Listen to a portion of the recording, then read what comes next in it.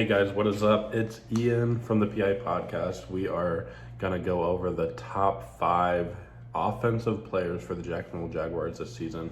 I'm a huge Jags fan, so I'm coming at you with another Jaguars video today.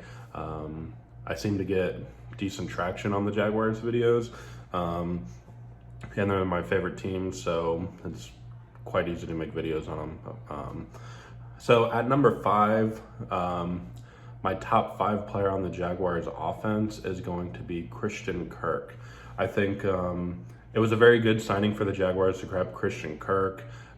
These past 2 off seasons, I think that they've picked up decent wide receivers for Trevor. Obviously not enough, but when you're the Jacksonville Jaguars, you're coming off back-to-back number 1 overall picks, and you've been in a steady decline since 2017 or after 2017.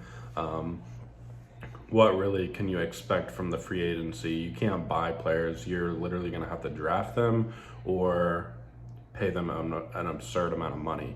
Luckily, Marvin Jones was not an absurd amount of money for a player of his caliber. Christian Kirk, you can debate whether it was too much money or not.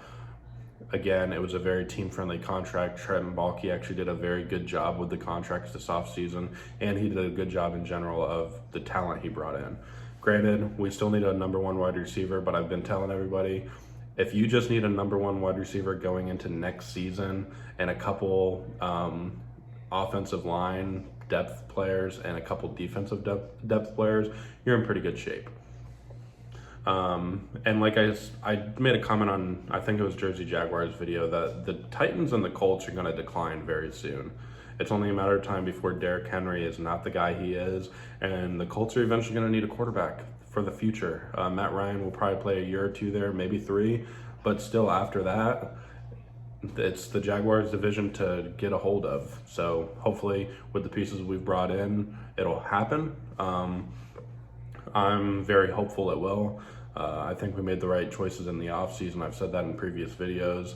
But like I said, we're going to talk about the top 5 players, number 5 being Christian Kirk. I think he's a very solid option for Trevor. You've got a very good slot receiver, and you've got a guy that's a veteran who's played with a younger quarterback and knows what he needs to do to elevate the quarterback's position in play.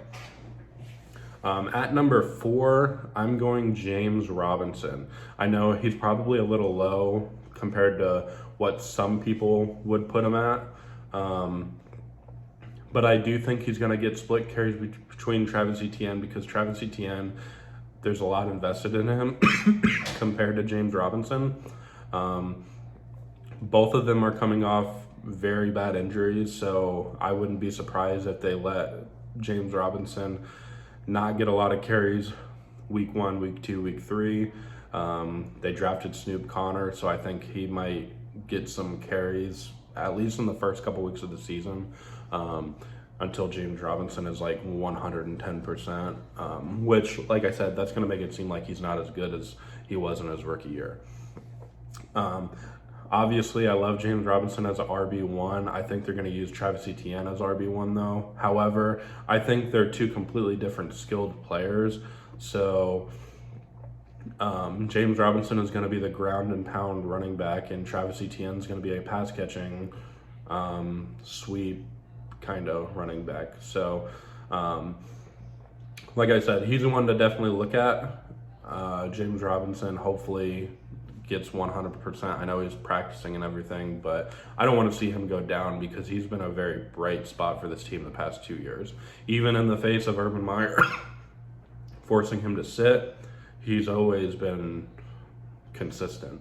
At number 3, this one's going to surprise some people.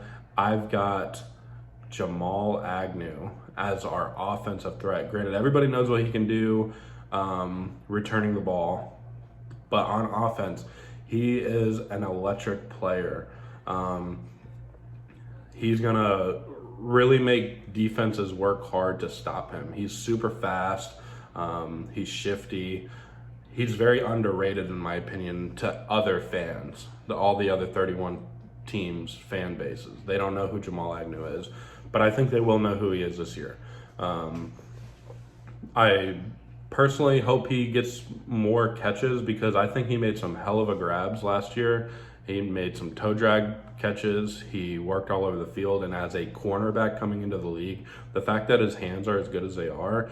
And before I go on, yes, every wide receiver last year had drop issues. However, that's going to change this year. That's not going to be acceptable. Urban Meyer I don't know. I watched a video the other day of Ohio State playing a football game in 2017, and Urban Meyer was a completely different coach than what he was with the 2021 Jaguars. I don't know what it was. Maybe his passion just wasn't there anymore, but it was really sad to see because Urban Meyer could have been a great coach if he would have had the same passion that he had in college, but that passion was completely gone.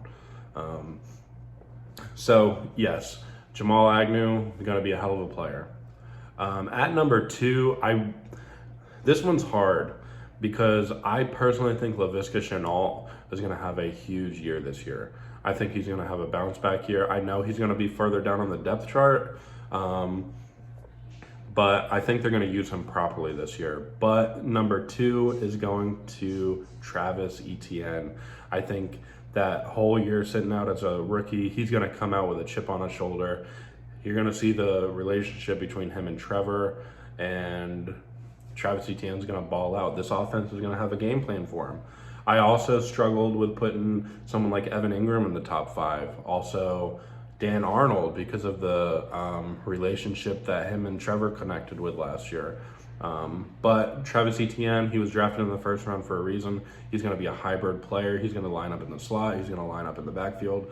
He's going to be an awesome player to watch as long as he stays healthy, and I think he will. And number 1, obviously, if you've watched Jaguar football for any more than 20 years, you know the quarterback position has been something we have kind of lacked. I mean, you can argue Mark Brunell was a good quarterback. Leftwich was a good quarterback, Garrard, but Trevor has the potential to be the best quarterback in Jaguars history. I don't think there's any, debate there. He's got a lot of mechanics that you like to see. He made a shitty situation last year look sometimes bearable in certain games. Doug Peterson's going to be able to put him in position to succeed. I'm excited. I hope his confidence didn't get rattled too much last year. However, he handled everything perfectly, what you want from your franchise quarterback. And I also wanted to say I left out Brandon Scherf. He's going to be a very good offensive player, but it's hard to really judge a guard's talent.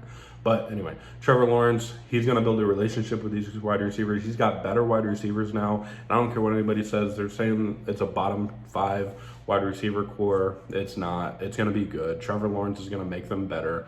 And they're vet wide receivers. They're not going to have the drop issues this year.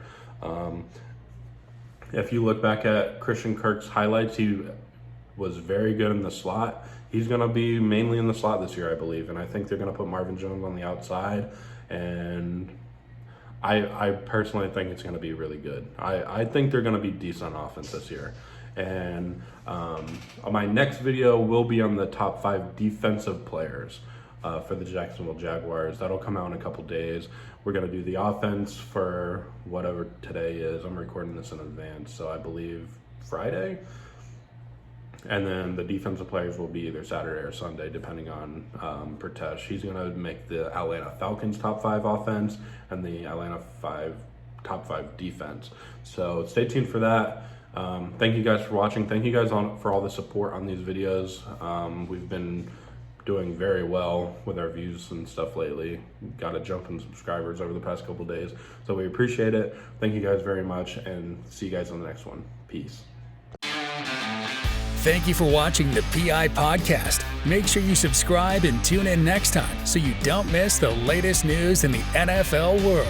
You can also follow us on TikTok at PI Podcast and on Twitter at PIPodcasters. Until next time.